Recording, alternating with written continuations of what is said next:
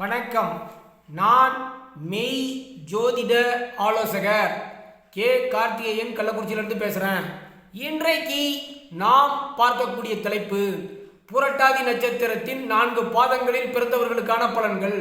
புரட்டாதி நட்சத்திரம் என்பது கும்பராசியில் 3 பாதங்களும், காலப்புருஷனுக்கு 11ஆம் ராசியான கும்பராசி ஆண் ராசி, சனியனின் ராசி.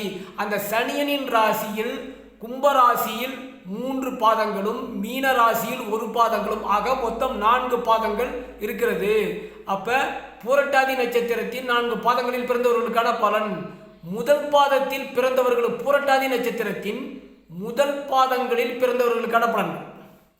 வேதம் படித்தவன், அகலமான வனத்தை உடையவன், வலியவன், இல்லாள் மேல் பற்று அதிகம் வைத்திருக்கக்கூடியவன், யுத்தம் செய்பவன், சிந்தனை திறன் மிகுந்தவன், முன் யோசனை உடையவன், சௌக்கியமாக வாழக்கூடியவன். இதுவே பூரட்டாதி நட்சத்திரத்தின் முதல் பாதத்தில் பிறந்தவர்களுக்கான பலன்கள். பூரட்டாதி நட்சத்திரத்தின் 2ஆம் பாதத்தில் பிறந்தவர்களுக்கான பலன்கள் என்ன?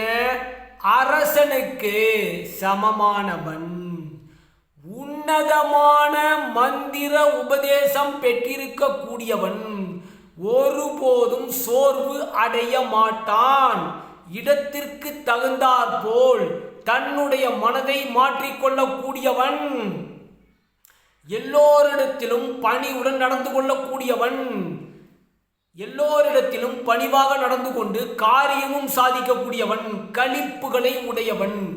இதுவே பூரட்டாதி நட்சத்திரத்தின் 2ஆம் பாதத்தில் பிறந்தவர்களுக்கான பலன்கள். பூரட்டாதி நட்சத்திரத்தின் 3ஆம் பாதத்தில் பிறந்தவர்களுக்கான பலன்கள். சகிப்பு உணர்வு மிக்கவன், உயர்ந்த ஒழுக்கங்களை கடைபிடிக்க கூடியவன், பாவலன், மற்றவர்கள் வீடுகளில் விருந்து உண்ண விரும்பக்கூடியவன், ஞானம் உடையவன், பித்த சம்பந்தமான வியாதிகள் உடையவன், அறிவாளி. இதுவே பூரட்டாதி நட்சத்திரத்தின் 3ஆம் பாதத்தில் பிறந்தவர்களுக்கான பலன்கள். பூரட்டாதி நட்சத்திரத்தின் 4ஆம் பாதத்தில் பிறந்தவர்களுக்கான பலன்கள். உலகத்தினரால் போற்றப்படக்கூடியவன், பண்பாளன், வாய்மையாளன், சௌக்கியம் உடையவன், சுந்தரன், உன்னதமான சிநேகிதர் மேல் அன்பு செலுத்தக்கூடியவன், மேலான செயல்களை செய்யக்கூடியவன், சௌக்கியவான், தனவான். இதுவே புரட்டாதி நட்சத்திரத்தின் 4 பாதங்களில் 4ஆம் பாதத்தில் பிறந்தவர்களுக்கான பலன்கள். சப்ஸ்கிரைப் பண்ணுங்க, ஷேர் பண்ணுங்க, இந்த வீடியோவை நிறைய பேருக்கு ஷேர் பண்ணுங்க, இந்த பெல் ஐக்கனை கிளிக் பண்ணுங்க. தயவு செய்து இந்த வீடியோவை அனைவருக்கும் ஷேர் பண்ணுங்க. அதுக்கு தகுந்த மாதிரி பெல் ஐக்கனை தயவு செஞ்சு கிளிக் பண்ணுங்க.